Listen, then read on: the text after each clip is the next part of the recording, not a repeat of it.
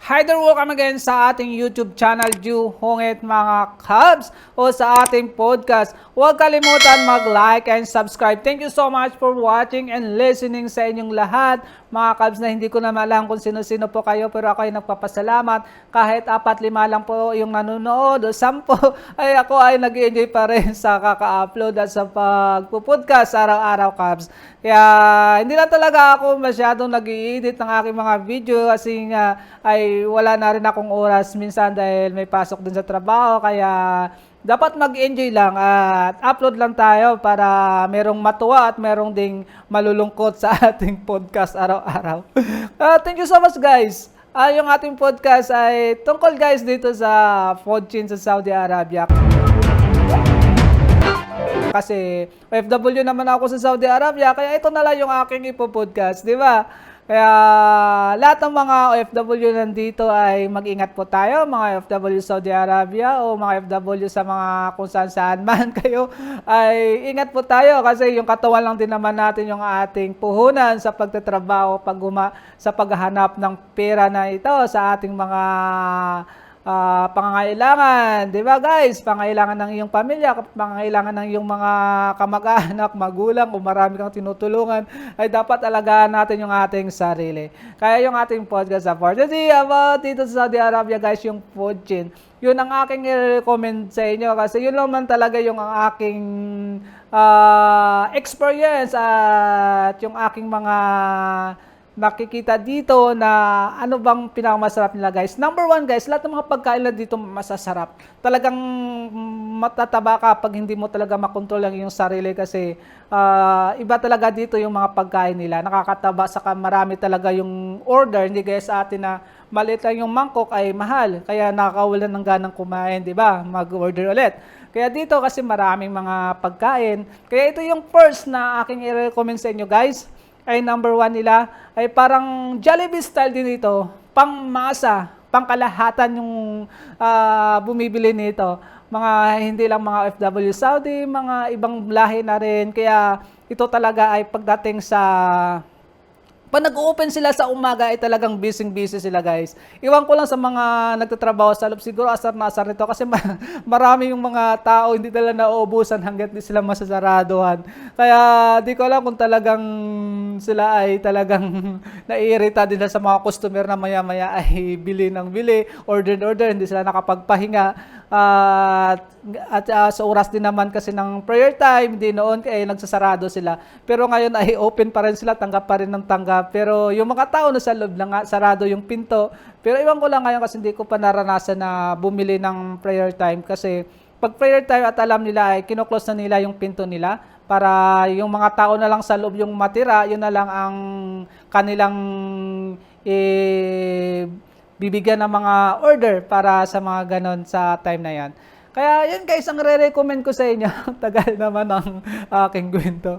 Iwan ko na ako magkikwento, guys, sa about nito yung may-ari. Siguro kasi yung mga, lahat naman kasi mga FW ay kilala naman nila siguro yung may-ari na ito, kung paano, kung saan ba ito nag-umpisa na ito. Kaya ito, guys, ay yung yung Al-Baik dito sa Saudi Arabia. Yun ang aking i-recommend sa inyo. Pag bago kayo dito sa Saudi Arabia, matitikman nyo yan, guys, kasi yun talaga yung i-recommend ng yung mga kasamahan sa trabaho, yung Al-Baik na yan. Alam ko at yun talaga ang i-recommend. Ang first to recommend yan sa inyo, yun talaga yung Al-Baik kasi lahat ng mga Pilipino ay siyempre paborito yung Al-Baik, di ba? Yung Jollibee, McDonald's, KFC, yun, di ba? Yung mga Al-Baik sa atin sa Pilipinas. Kaya dito naman talaga kasi yung pinaka-famous nila na food chain ay yung Al-Baik. Kaya masarap yung Al-Baik na dito. Dahil dumating ako dito, guys, noong 2017. Sa 2017, wala pang mga taxation. Kaya mura pang lahat talaga noon, nung mga kapanahonan noong 2017. Kaya noon, yung Al-Baik nga napakalaki, guys. Hindi na kasi ngayon. Hindi na talaga kasi ngayon na maliliit. Pero noon, ay talagang malalaki. Wala ka lang makita na maliliit. Halos magkapare-parehas yung sukat ng kanilang chicken dati. Kaya pag bumili ka noon dati ng isang piraso, talagang solve na solve ka kasi meron pang, 'di ba? Meron pang tinapay yung dati. Hanggang ngayon may tinapay din. Pero dati kasi yung tinapay nila noon ay pwede ka pa manghingi ng isa. Ngayon, pwede ka makahingi ng isa pero may charge na, may bayad na. Tapos dati, pwede ka rin makahingi ng sauce, dagdag kung ano yung favorite mo na sauce o yung white or yung orange. Kaya pwede ka dati makahingi, makadagdag. Pero ngayon ay hindi na nanghihingi sila ng charge kasi marami na kasing humihingi. Siyempre nauubusan din siguro sila dahil nagmahal ng lahat. Kaya siguro ganun, may charge na. Hindi gaya noon na wala pang charge. Kaya kahit ayaw mo, bibigyan ka pa rin. Tatanungin ka kung gusto mo ng extra o hindi. Kaya ganun yung dati guys. Pero ngayon ay iba na kasi. May iba na yung ano nila ngayon, yung manok. Siyempre, iba na rin yung panahon. Iba naman yung noon, di ba? Kaya lahat nagbago na rin. Dahil sa mga presyo ng mga bilihin. Yung mga tax ay tumataas na tumataas. Di ba? Kaya yun guys. Kaya masarap talaga guys yung albike nila dito. Yung manok nila. Kaya napakasarap talaga yung roasted nila. Tapos yung tapos siyempre bibili ka pa ng soft drinks, yung cold na cold talaga. Siyempre nagyayelo yun. Sarap talaga higopin yung ano pa gusto nyo. Kasi yung iba kasi dito karamihan sa akin kasi binibili ko yung Mountain Dew.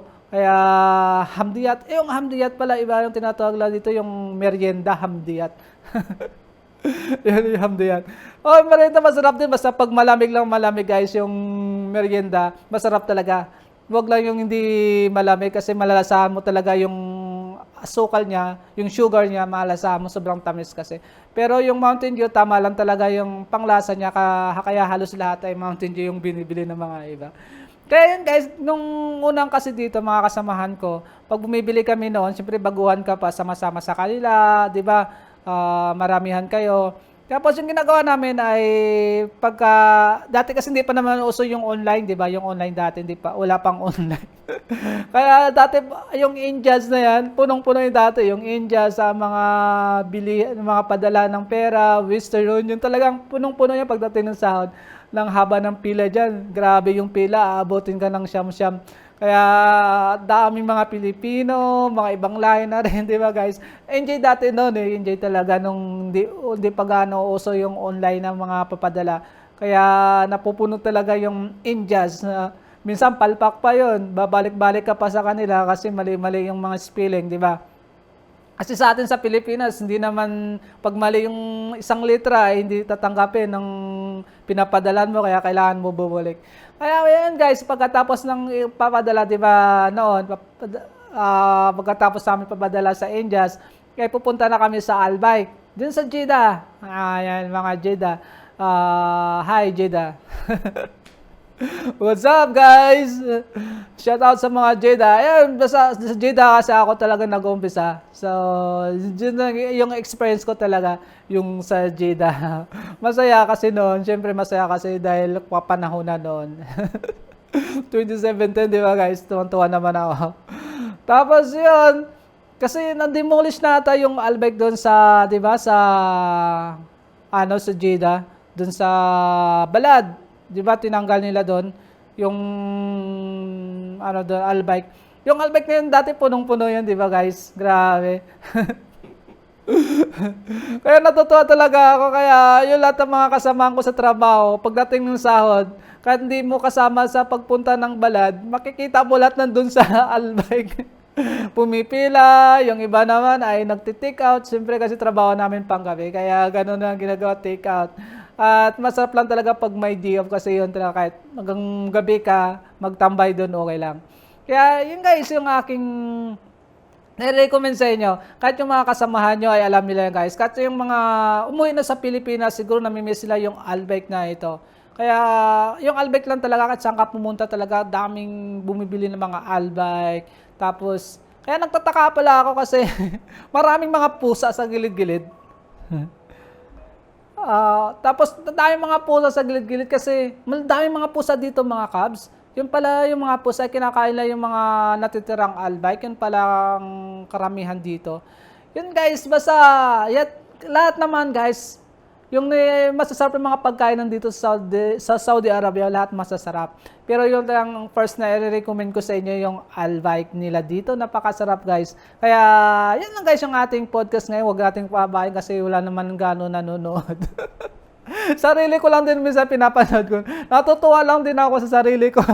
Kakagawa ng video, di ba? Kasi yun lang kasi ang aking libangan dito, guys. Kaya share ko na lang din sa iyo yung aking mga experience muna habang wala pa tayong gaanong mga viewers, di ba? Kaya, thank you so much for watching and listening sa ating podcast. Huwag kalimutan mag-like and subscribe and comment na rin kung gusto nyo mag-comment para alam natin kung ano yung mga gusto nyo next nating pag-uusapan sa ating podcast. We are out. Peace.